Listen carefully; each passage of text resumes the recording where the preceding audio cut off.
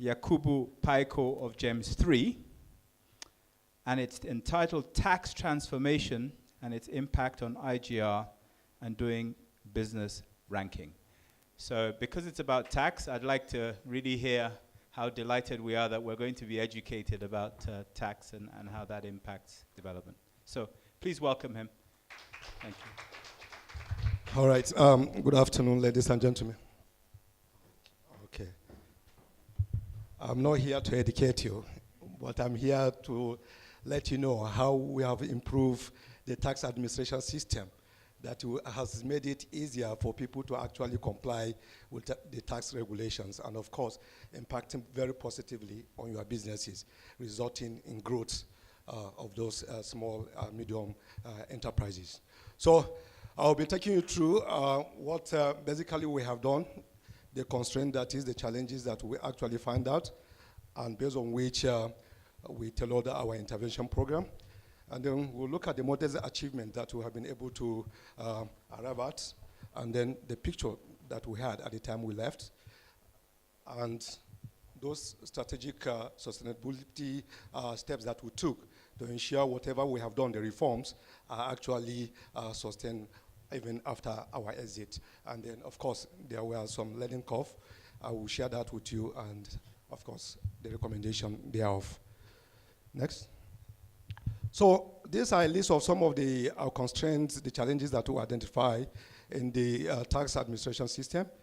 What we did, let me just give you a background. Our work was mostly at the local government and state level because, of course, it was targeted at the very poor, and the very poor are always very prevalent at that pyramid. So our work, 80% of it was at the local government level and the state level, although we collaborated with the FRS and the Nigerian Joint Tax Board to do some little work, but 80% of our work were at the state and the local government level.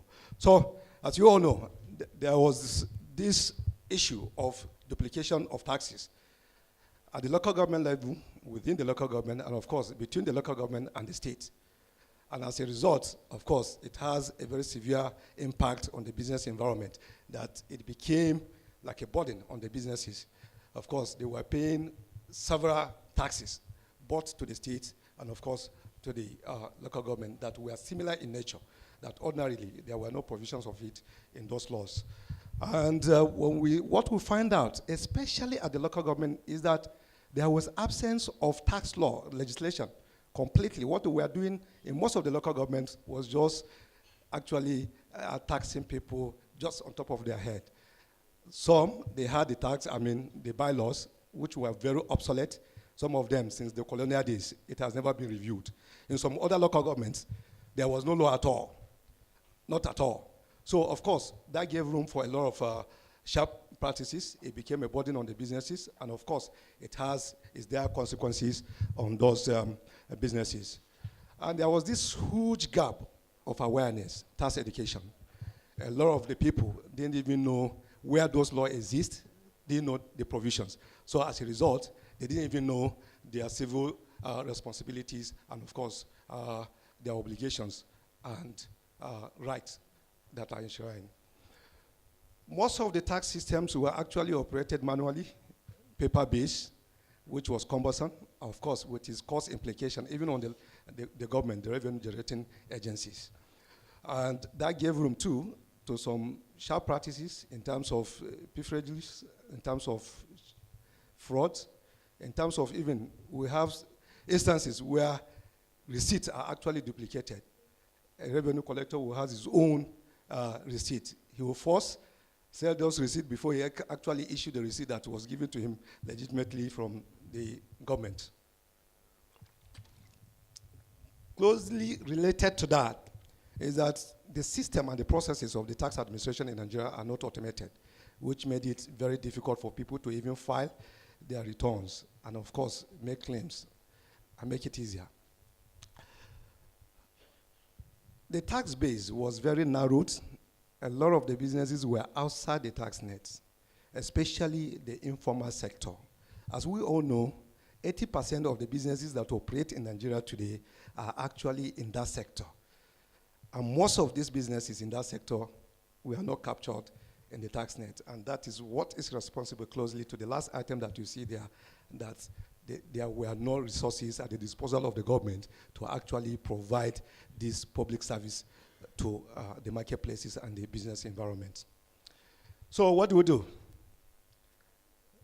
Next. Okay.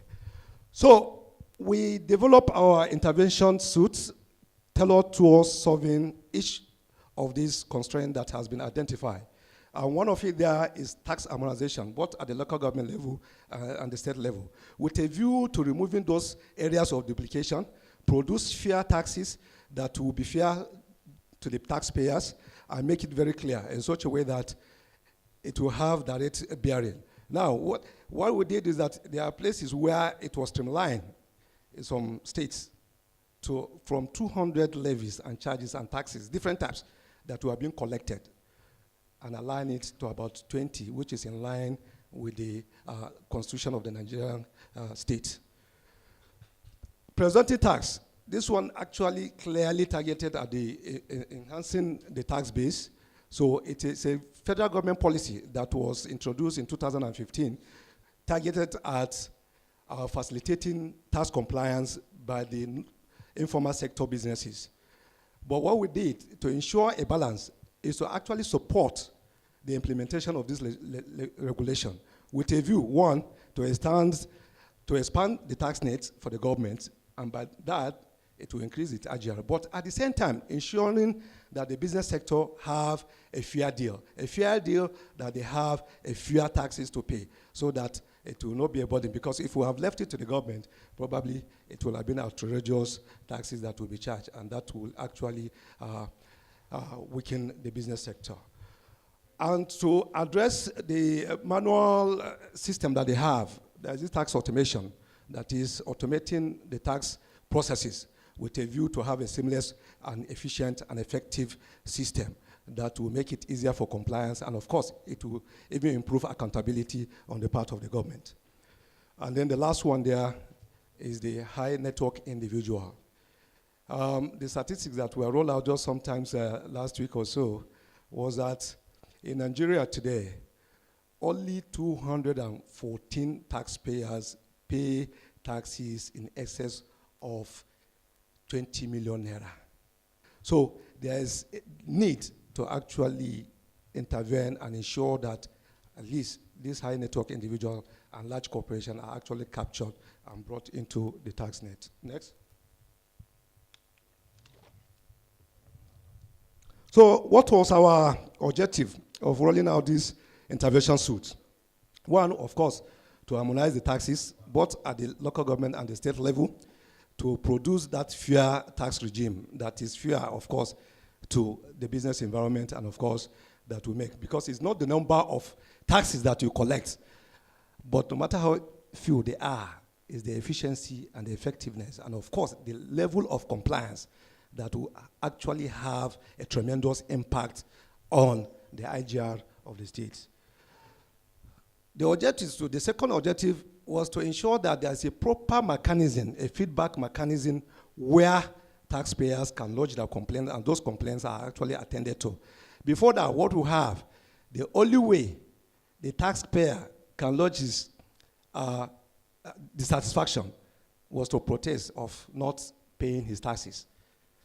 So there was need to put that feedback mechanism, a platform where complaints can be lodged and those complaints are attended to.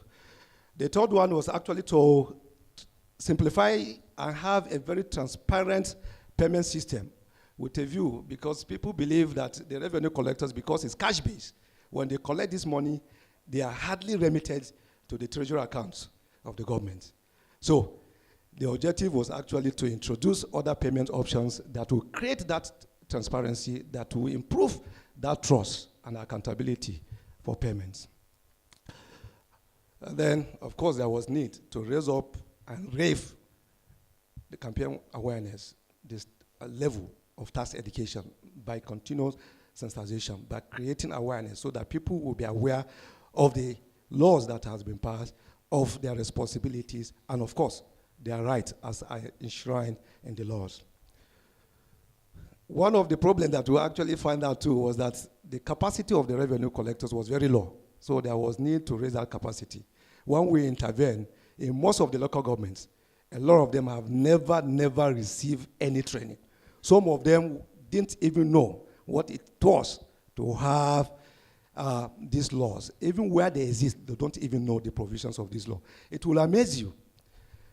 Even the so-called learned people, that's the lawyers, because we organize workshops for them, some of them were not actually aware of some of the tax laws that exist in the country.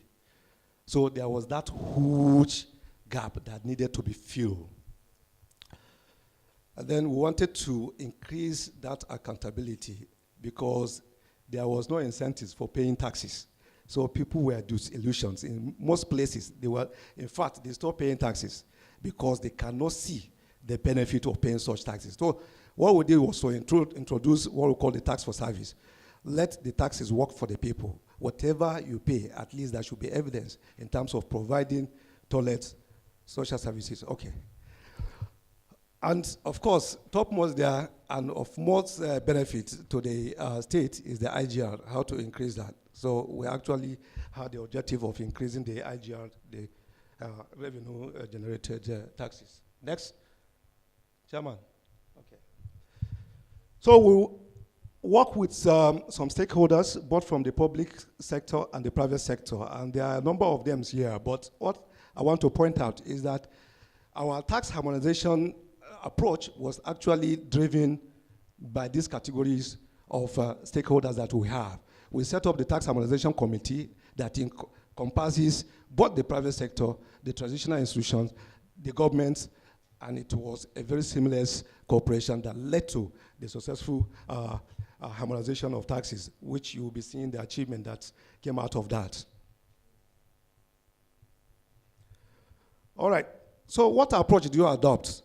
We have about 4 or 5 here, legislation, incentives, and of course payment system and awareness. So basically it was to harmonize the taxes, the rate at both the state and the local government, ensuring that there is just one statewide local government harmonized rate and levy law. What we had before now was that different local governments had their own different bylaws where they existed. So what we have done was to actually harmonize these taxes, have a legislation that guides the operation of tax administration in a particular state that is applicable to all the local governments in that state. We also created the incentives to stimulate voluntary compliance. And what we did was to actually have what I explained earlier on, tax for service, ensure there is a complaint mechanism where they give feedback, and finally, of course, the tax automation and building the capacity of the revenue officers. For tax payments, there was need for that accountability. So we actually launched what we call the point of sales. Point of sales, as you know, the POS, but this one is a customized POS that had the taxes actually configured on those systems with a view to making it more transparent and, of course, speedier and faster in terms of issuing the receipt, in terms of eliminating leakages, and, of course, in terms of eliminating sharp practices.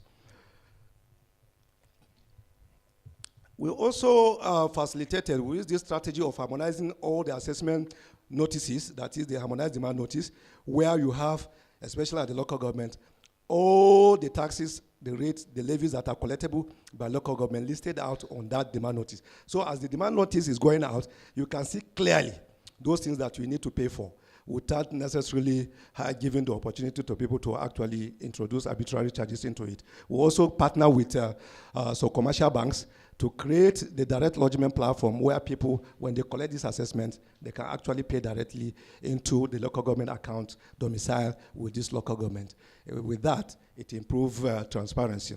And then the last one there, of course, whatever you do, if people are not aware, the impact will not be much felt. So we carry out a very extensive sensitization program, campaign awareness, and tax education with a view to raise that awareness. Because when people know what their rights and their responsibilities, it makes life easier. And of course, the administration of revenue better. Next. So I will not go through this one after the other, but these are the benefits that, of course, our work provided for both the public sector and the private sector, to the taxpayers and, of course, to the government. For the taxpayers, of course, is to remove those duplications and area of multiplications. and by chance to actually stop those harassment that was as a result of the sharp practices that was in the system. And for the government, of course, the ultimate, no matter what happens, is to raise the revenue base of those states. So those are the benefits, some of the benefits that accrue to both the taxpayer and the government. So this was our strategy that we adopted in the 7th year, which was the final year of GEMS 3 tax program. I will not go into the details, but just briefly, it was to ensure that all the laws that we have passed, implemented, monitor the implementation to ensure the maximum impact is created. We also focus on sustainability to ensure that the work we have done, even after we have left, will continue to run and make the desired impact. And finally, of course, to deepen the dissemination of our knowledge, the knowledge base that we have created, the knowledge document that to ensure that outside even our focus states where we operated, that this information are actually sent beyond those states, and that we did by collaborating with some agencies that I will be mentioning them as we go along. And of course, we seized the opportunity in that particular year to identify other areas of opportunities that we will be able to, for future tax reforms. All right, these are some of the modest achievements that we were able to accomplish within that period of our intervention. And topmost there, of course, is the legislation. So we have been able, we started with 4 pilot states, and then we scaled up to 4. And then we had other like semi-autonomous expansion and people that took our tax toolkits to run with it and actually pass those laws. We equally partner with some other donors, like especially the GIZ. We work with them in 3 states to pass these laws. So on the whole, we were able to pass statewide local government laws in about 11 states, affecting about 200 local governments across those 11 states. And for the MDA, the harmonization at the ministry department, that's at the state level, because even amongst the ministry department agencies, there were areas of overlap, there were areas of duplication. So we also harmonized those taxes by passing a legislation that eliminated those, and we were able to do that in about 5 states. And therefore the presumptive tax, we did it in about 3 states, and extended it with the cooperation of GIZ in partnership with them to 3 more states, making it about 6. And then, of course, some bylaws were passed. For the incentives, we were able to facilitate tax for service agreement. These are projects that were actually executed as a result of our direct intervention. Before now, the general complaint, even in marketplaces, facilities as mere as toilets were not in existence or some, and so the taxpayers in those places were actually aggrieved. Some of them were not actually paying taxes. So what we did was to support that and encourage it through our public-private dialogue platform, where they engage with themselves, identify the needs of those taxpayers in those marketplaces, and those about 77 projects were executed. Okay. So also, we were able to improve the payment system. We roll out, I will not be able to see on top of my head until I see the slides, the numbers of direct POS that was launched. We were able to introduce the point of sales device in a lot of local governments, although this is one segment that didn't really prove very successful. And the reason, I think when the IT man was talking, he gave reasons why in some places there are factors militating against mobile money transactions. So it's not different from ours. Of course, a lot of factors like presence of banks actually affected the rolling out of this POS. And of course, interconnectivity problems in terms of internet access. It actually reduced our impact as far as POS is concerned. But on the whole, where that was not visible, we were able to have like what we call the direct lodgement platform introduced so that people can go directly and pay, and the money ends up in the treasury of these governments. We also facilitated and improved the complaint mechanisms in most of these local governments at the state level. Now, the taxpayers have a very defined platform to lodge their complaint, and those complaints are attended to and are resolved to their satisfaction. And this has actually improved relationship between the tax authorities and the taxpayers. And today, it's a win-win scenario for the 2 parties.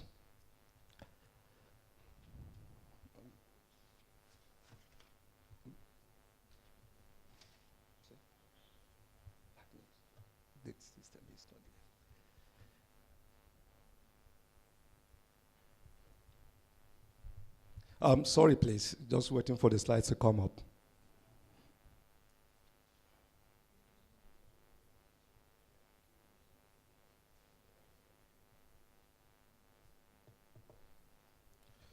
Okay, I think some of the things I can remember it on top of my head because I was involved in that. So we trained over 2,000 revenue staff across about, I think it's over 174 local government areas to raise their capacity and of course improve so that, of course, that will be direct. And in that, before now, what we did was to ensure that we built some things about bookkeeping, record keeping, customer service, communications, and build out their relationship with the taxpayers. Next. We also undertook capacity building for MDA revenue staff in about 6 states. And then, well, because we had sustainability at the back of our minds all through our intervention processes, deliberately we undertook the TOT, that is Train of Trainers program, to ensure that where we could not reach, those trainees and beneficiaries, those participants can actually carry on with this training and spread the knowledge across most of the local governments in the Federation. And of course, the automation, we piloted it in Kaduna State and deployed a live line software, which actually improved the accountability, makes filing easier, and of course, have compliance, voluntary compliance enhanced.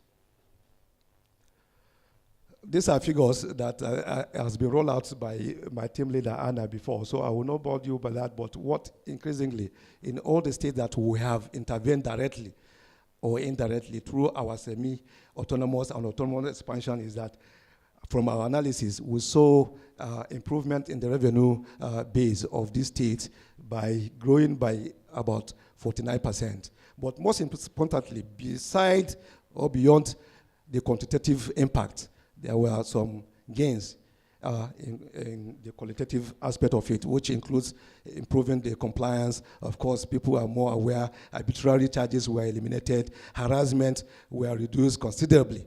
Those are the additional benefits. And of course, the impact that was created from our job. So what was it when we left? At the time we left, we ensured that in those 11 states, all the laws that were passed were actually implemented. They were monitored to ensure that, I think, who was it that was talking? I think Paul from the Waste Management Company. He said Nigerian problem is not the policies that we have in the country. It's not about the laws, but it's about implementation. So if we had passed the law and we start implementing them, the impact wouldn't have been felt. So what we did in our family, we ensure that those laws were actually implemented. We collaborated with some donors and signed MOU at the time we were leaving so that they can continue or take part of some of the components of our intervention and run with them. And one of those donors is the Enable 2. We signed MOU with them to undertake further PPDs, sensitization programs with M4D for training and capacity building, and of course, SLOGO in Kano for training the revenue staff in that state. Okay, I'll round up now. So we liaise with JTB and NGF to have a kind of platform for peer learning. And we feature very prominently in most of their forum. They meet every week, and for JTB, it's a quarterly meetings. So we feature in most of those their meetings with a view to actually spread our work and deepen it and scale it up, even beyond where we could not reach during our intervention. And we use the opportunity too, just like I've said, to identify the next, the future of tax reforms. So we came up, we work with some other agencies, like you said, like IMF, to imbue some of these reforms into the program that they were running. So for sustainability, we are confident that the job we have done, the intervention we have implemented, will be sustained because most of our reforms are actually enshrined in the laws, which makes it difficult to be overturned. For you to overturn it, you must approach the legislators to amend or review it. So we are confident. And again, because our job was to actually provide that win-win scenario for both the private sector and the public sector, we are confident that the job will be sustained because there is something in there for each of the parties. So they will run with it. And most importantly, is that, this time, the oil money has dwindled. So there is no federal allocation coming through to the state. So they are taking this intervention even more seriously than ordinarily what we have thought. And for the private sector, they have seen the benefits. It has reduced multiplicity of taxes. It has eliminated bad behavior, arbitrariness. So they have embraced it, they have taken ownership of it, and they're running with it. So it is going to be sustained even beyond our time. Okay, I should be rounding up, but for us, the lesson we learned, despite the fact that we have supported Tax for Service initiative, we believe strongly whatever you do, if it's backed up by agreement, a written agreement, is most likely to see the light of the day because each party will be held accountable to that agreement and they will ensure that those agreements are actually implemented. Proper law implementation, just like I said earlier, is not enough to pass the law. You have to implement it. That's the only time that that impact will be created. And then lastly, it provides a win-win situation. So if you are developing an intervention and you have stakeholders, you must ensure there's something in there for each stakeholder. And with that, you can be rest assured that your intervention will be very successful. And the private sector involvement, if you are dealing with the public sector and the private sector, you have to carry the private sector from the beginning through the process to the end. With that, there is 100% chances that that intervention will create the needed impact and be very successful. All right, so what do we offer? All the work we have done in terms of tax harmonization, they are well documented in our tax toolkit that lay out the step-by-step guidelines for you to implement each component of our work in terms of the tax harmonization, in terms of training and capacity building, in terms of sensitization. So those are actually available on the flash that you have been given. You can use it and run with it. For the presumptive tax, we have also compiled our lessons, the lesson that was learned, the procedures, the methodology that we use to actually share with our stakeholders, and they can run with it, and it's part of the it's there in the flash drive that we have been given. For the tax automation, this has actually been documented too, and the procedures are there. You can run with it as well on that. The last slide. So this last slide, what we'll leave here is that we have identified that there is still, so much has been done, but there's still a lot to be done. And these are the ones that we have identified that they can pick and actually move with it and run with it to make it a better revenue regime.